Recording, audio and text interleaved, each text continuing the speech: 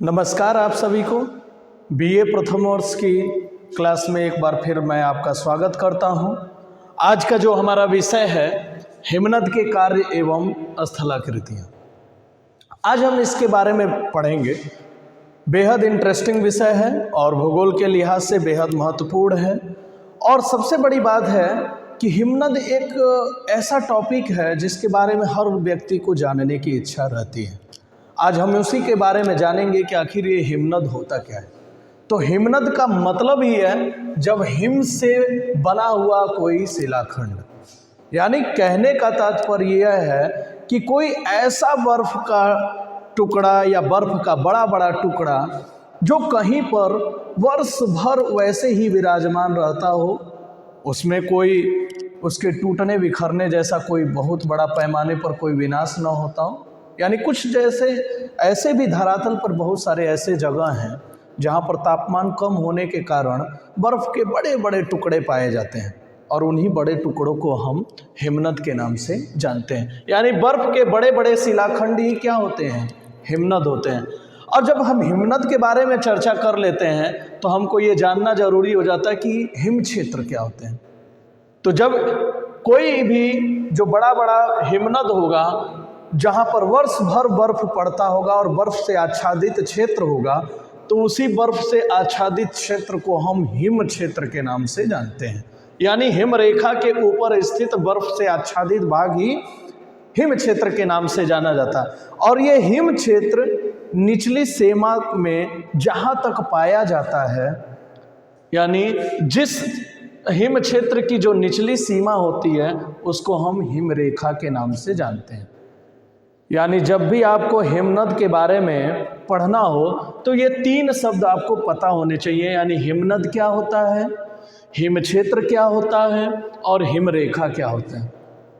अब ये चीज़ है जो हिमनद के बारे में बात हो रही है, कोई की दुनिया की कोई भी वस्तु हो, व्यक्ति हो, वो गति करता है और उसमें गति होती भी है। तो भूगोल के संदर्भ में जो ये विषय है ये भी गति से प्रभावित है। तो इसके गति के बारे में ही हम इस टॉपिक में विशेष तौर पर अध्ययन कर रहे होंगे। लेकिन उससे पहले हम ये जान लेते हैं कि हिमनद के प्रकार कितने होते हैं। आखिर ये कितने प्रकार के हैं हिमनद? तो हिमनद में देखा जाए तो मूल रूप से इनको 4 भागों में विभक्त किया जाता है, जिसको हम पहला भाग हिमटोपियाँ, दूसरा भाग महाद्वीपीय हिमनद, तीसरा भाग पर्वतीय हिमनद और चौथा भाग गिरिपद हिमनद। अब बारी बारी से ये जान लेते हैं कि ये एक्चुअली होता क्या है। हिमटोपियाँ जो ये हिमनद होते हैं, इन्हीं के जो छोटे छोटे जो पिंड होते हैं जो किसी स्थान विशेष पर पाए जाते हैं उसको हम हिमटोपियाँ कहते हैं, क्योंकि यहाँ पर वर्ष भर बर्फ जमा रहता है और यहाँ पर ऐसा कभी भी नहीं हो सकता है कि बर्फ पूरी तरह से पिघल जाए। तो इस छोटे छोटे पिंडों को हम हिमटोपियों के नाम से जानते हैं। यानी छोटे छोटे पिंड ही हिमटोपियों के नाम से जाने जाते हैं। लेकिन जब यही छोटे छोटे हिमपिंड एक बड़े क्षेत्रफल में विस्तृत होते हैं, इनका विस्तार बड़े पैमाने पर हो जाता है, तो इसको हम महाद्वीपीय हिमनद के नाम से जानते हैं। और जब यही हिमनद पर्वतीय भागों में ऊंचाई वाले स्थानों पर स्थित होता है तो उसको हम पर्वतीय हिमनद कहते हैं, क्योंकि यही हिमनद जब जैसे ही तापमान थोड़ा कम होता है तो ये छोटे छोटे टुकड़ों में विभाजित होकर नीचे सरकने लगते हैं और इसी सरकते हुए हिमनद को हम पर्वतीय हिमनद के नाम से जानते हैं। और चौथा जो अंतिम प्रकार है वो गिरिपद हिमनद। गिरिपद का अर्थ है कि पाद स्थली में स्थित कोई वस्तु। तो गिरिपद का मतलब ही है कि जो हिमनद या बड़े बड़े पर्वत हैं उनके जो निचले स्थलीय भागों में, निचले क्षेत्रों में जो हिमपिंड पाए जाते हैं उसको हम गिरिपद हिमनद के नाम से जानते हैं। अब यहाँ पर जो हमारा मूल विषय है हिमनद के कार्य, आखिर ये हिमनद जिसका हम अभी चर्चा कर रहे हैं उनके काम क्या हो सकते हैं, आखिर वो क्या कार्य करते हैं। तो उनमें देखिए अपक्षय, अपर्दन और निक्षेप, ये मूल रूप से 3 कार्य भूगोल में बताया जाता है। अपक्षय सिर्फ टूटना और बिखरना को कहा जाता है। अपर्दन जब यही टूटा बिखरा हुआ खंड जब गति आधारित क्रिया करने लगता है तो अपर्दन हो जाता है, और जब वही गति जहाँ पर समाप्त होती है तो मलबा जाकर वहाँ पे जमा हो जाता है, उसको हम निक्षेप क्रिया के नाम से जानते हैं। हिमनद ये तीनों क्रियाएं करते हैं, लेकिन अपक्षय थोड़ा कम होता है, नगण्य जैसा होता है, जिसमें अपर्दन और निक्षेप इन्हीं दोनों का प्रभाव ज़्यादा देखने को मिलता है। इसलिए हिमनद के कार्य में अपर्दन, परिवहन और निक्षेप, परिवहन विशेष तौर पर अपर्दन से ही जुड़ा हुआ है, तो अपर्दन और निक्षेप इन्हीं दो कार्यों का विस्तृत वर्णन किया जाता है। अब हम देखते हैं कि हिमनद अपर्दन कार्य कैसे करते हैं। तो हिमनद के अपर्दनात्मक कार्य दो प्रकार के होते हैं, अपघर्षण और उत्पाटन। अब जान लेते हैं कि अपघर्षण कैसे होता है। अपघर्षण का मतलब होता है जब हिम सरकते हैं तो आस पड़ोस के जितने भी टुकड़े होते हैं उनसे रगड़ खाते हैं, और रगड़ खाने की वजह से क्या होता है, अन्य भी हिमखंड जो होते हैं वो टूटने के लिए प्रोत्साहित हो जाते हैं। तो जब रगड़ खाने से कोई हिमखंड टूटकर फिर बिखर के वो गति आधारित क्रिया करके एक स्थान से दूसरे स्थान पर जाता है, तो ऐसी क्रिया को हम अपघर्षण क्रिया बोलते हैं। लेकिन जब यही उत्पाटन यानी दूसरी क्रिया है, दूसरी क्रिया का रूप है, दूसरे रूपों में इसको उत्पाटन भी कहते हैं, तो उत्पाटन का मतलब होता है जैसे हमारे यहाँ लोग आमतौर पर इस्तेमाल करते हैं कि कोई बच्चा उत्पात मचा रहा है, तो उत्पात मचाने का मतलब है कि वो बहुत ज़्यादा ऐसी गतिविधि कर रहा है जिसको हम लोग बर्दाश्त नहीं कर सकते हैं, यानी उखड़ रहा है, उड़ रहा है। जब हिमनद ऐसी गति आधारित क्रिया करते हुए जब उड़कर उखड़कर हिमनदों को तोड़ने का प्रयास करते हैं, तो ऐसे अपर्दनात्मक कार्यों को उत्पाटन कहते हैं।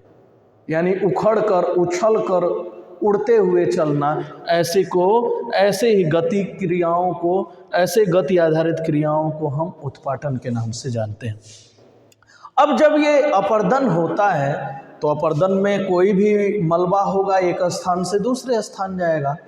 तो जब एक स्थान से दूसरे स्थान पर जाता है तो उसके कारण टूटकर एक मलबा दूसरे स्थान पर जाने के बदौलत तो जो स्थलाकृतियाँ बनती हैं, उसी स्थलाकृतियों को हम अपर्दनात्मक स्थल रूप के नाम से जानते हैं। यानी अपर्दन के बलबूते जो स्थलाकृति निर्मित हुई है उसी को हम अपर्दनात्मक स्थल रूप जानते हैं। और इसमें बहुत सारी विविधताएं हैं, जैसा रूप होगा उसके हिसाब से उसका नामकरण किया जाता है। तो विशेष तौर पर देखा जाए तो पर्वतीय हिमनद के अपर्दनात्मक स्थल रूप कई सारे हो सकते हैं, लेकिन इसमें 11 स्थल रूपों की व्याख्या बड़े पैमाने पर की जाती है, जिसमें पहला है यू आकार की घाटी। देखिए, हिमनद कभी स्वयं अपने आप में कोई अपर्दनात्मक स्थल रूप बना नहीं सकता, उसके लिए कोई ना कोई बाहरी माध्यम की आवश्यकता होती है, जैसे कोई बहती हुई नदी है, या फिर चलती हुई हवा है, या तापमान में परिवर्तन है।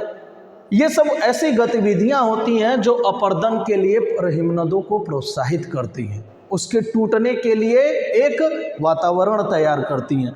तो जब कोई नदी बह रही होती है तो उस बही हुई घाटी के माध्यम से जब कोई शिलाखंड या पर्वतीय हिमनद जब बहता है तो उस बहाव के कारण यू आकार का घाटी बनता है, और जब कोई घाटी यू आकार की हो जाती है तो इसे हम यू आकार की घाटी कहते हैं। लेकिन जब यही घाटी कुछ ऐसा बनावट हो जाता है कि जैसे कोई लगे कि लटक रहा है, प्रपाती घाटी, इसको एक अलग नाम से जाना जाए तो प्रपाती घाटी भी कहते हैं, यानी ऐसा लगता है कि कोई चीज़ अब लटक रही है, सरकने जैसी स्थिति होती है तो उसको लटकती घाटी बोलते हैं। लेकिन जब इसी लटकने के दौरान जब जगह जगह खरोंच बन जाते हैं और एक नुकीला टावर जैसी स्थिति बन जाती है, तो ऐसी स्थलाकृति को सर्क या हिमगह्वर कहते हैं। हिमगह्वर मतलब हिम के अंदर स्थित जो नुकीला है उसके साथ साथ जो गहराई वाले भाग हैं, तो उसको सर्क या हिमगह्वर के नाम से जानते हैं।